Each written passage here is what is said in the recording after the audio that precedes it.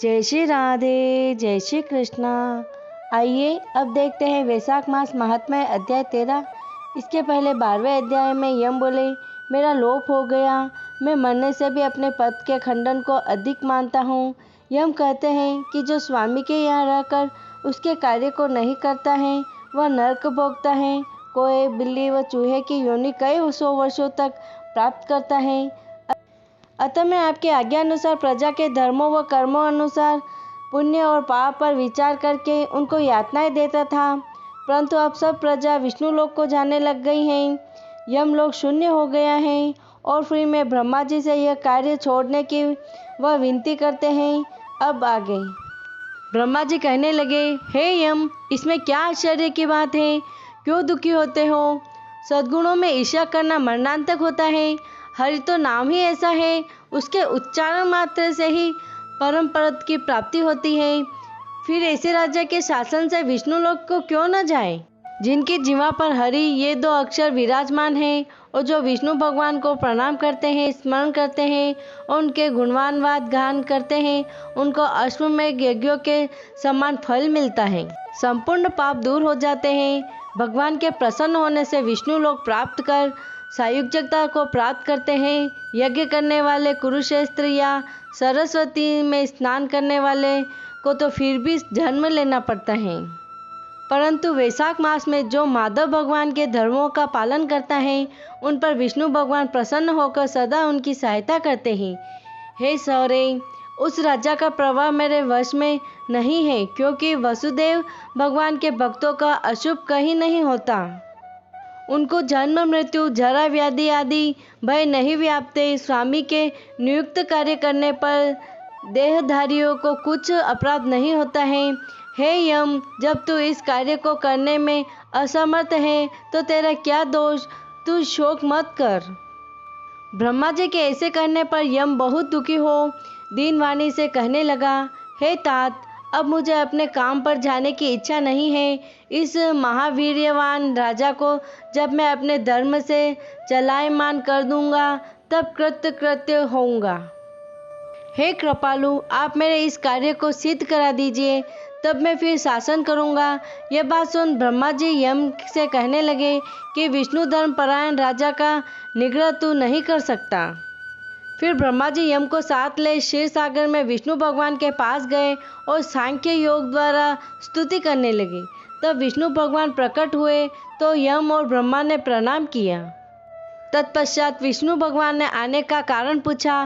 ब्रह्मा जी बोले, हे श्रेष्ठ, आपके दास राजा के शासन में सब मनुष्य वैशाख धर्मों को करके विष्णु पद को प्राप्त करते चले जा रहे हैं।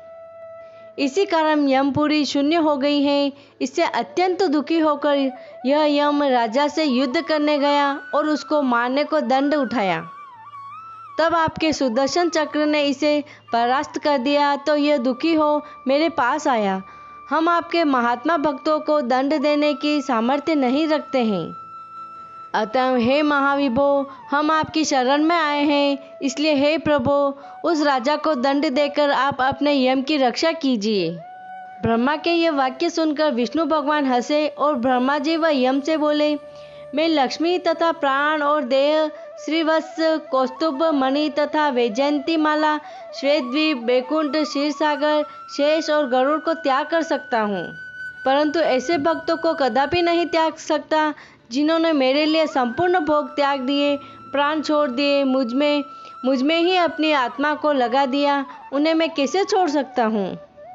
अतएव हे यम, मैं तेरे दुख को दूर करने का उपाय बताता हूँ। उस राजा को मैंने 10 सहस्त्र वर्ष की आयु दी है, उसमें से 8 सहस्त्र वर्ष बीत चुके हैं। अब 2 सहस्त्र वर्ष की आयु भोग कर वह मेरी सायुज्य भक्ति को प्राप्त हो जाएगा। तब एक वेद नाम का राजा बड़ा दुराचारी होगा, वह सब वेदोक्त धर्मों का लोप कर देगा। तब वैशाख के धर्म भी नष्ट हो जाएंगे। फिर अपने ही पाप से वेन जल जाएगा। तब मैं पशु का रूप धारण करके पुनः धर्मों की स्थापना करूंगा और वैशोक्त प्रख्यात धर्म मनुष्य से कराऊंगा। इस प्रकार हे यम, तेरे कार्य की सिद्धि हो जाएगी, तो खेद मत कर। वैशाख के धर्म में निष्ठ महात्माओं द्वारा इस वैशाख मास में भी तुझे भाग प्राप्त होगा। राजा से भी तेरा भाग मिलेगा। तू खेत को छोड़कर पराक्रम प्राप्त होने योग्य बन। जो मनुष्य पृथ्वी में तेरे उद्देश्य से प्रतिदिन स्नान, अर्घ्य, जल, कुंभ, दही, अनादि का दान न करेंगे, उनके किए हुए सब कर्म निष्फल हो जाएंगे। अतः तू उस राजा के ऊपर क्रोध का त्याग कर दे। वह राजा तेरा भाग देगा, क्योंकि वह तेरा अनन्य भक्त है। और जो कोई प्राणी तेरा भाग देकर वैशाख धर्मों में प्रवृत्त हो, उनके धर्म में तू विघ्न मत करना। जो धर्म में केवल कर्ता तुम्हें छोड़कर केवल मेरा ही भजन करें, उनको तुम मेरी आज्ञा से अवश्य दंड देना। उस राजा से तुम्हें भाग दिलाने के लिए मैं अभी सुनंद को भेजता हूँ। वह वहाँ जाकर तुम्हें भाग दिलवाएगा। तब भगवान ने यम के सामने ही राजा को समझाने के लिए सुनंद को भेज दिया, जो राजा को समझाकर पुनः भगवान के पास आ गया। ऐसा यम को आश्वासन देकर विष्णु भगवान वही अंतर्ध्यान हो गए तथा ब्रह्मा भी यम को समझाकर आज्ञा दे चले गए। यम भी कुछ प्रसन्न हो अपनी पुरी को चला गया। फिर सुनंद की आज्ञा पर राजा ने अपने राज्य की सारी प्रजा को प्रतिदिन यम के निमित्त स्नान, अर्घ्य आदि करने की तथा वैशाख के धर्मों में यम को भाग देने की सूचना करा दी कि अगर जो कोई धर्मराज का भाग नहीं देगा, उसके वैशाख में किए कर्मों को यमराज स्वयं ले लेंगे। वैशाख की पूर्णिमा के दिन पहले धर्मराज के लिए जल का घड़ा, दही तथा अन्नदान करना चाहिए।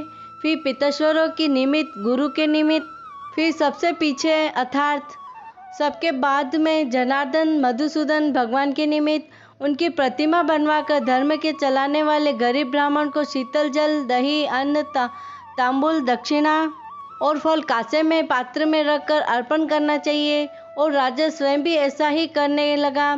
तत्पश्चात राजा अपनी शेष आयु पूरी कर यथेष्ट भोग, पुत्र पौत्रादि समेत वैकुंठ को चला गया। फिर वेन नाम का एक महानीच राजा हुआ। उसने सब धर्म तथा वैशाख धर्मों को लोप कर दिया, अतः सब प्राणी धर्मों को करना भूल गए। इसी कारण वैशाखोक्त धर्म बहुत प्रसिद्ध नहीं रहा। विष्णु भगवान के कोई विरल भक्त ही इन धर्मों को जानते हैं। इति श्री वैशाख मास महात्म्य त्रयोदश अध्याय संपूर्ण। जय श्री राधे, जय श्री कृष्ण।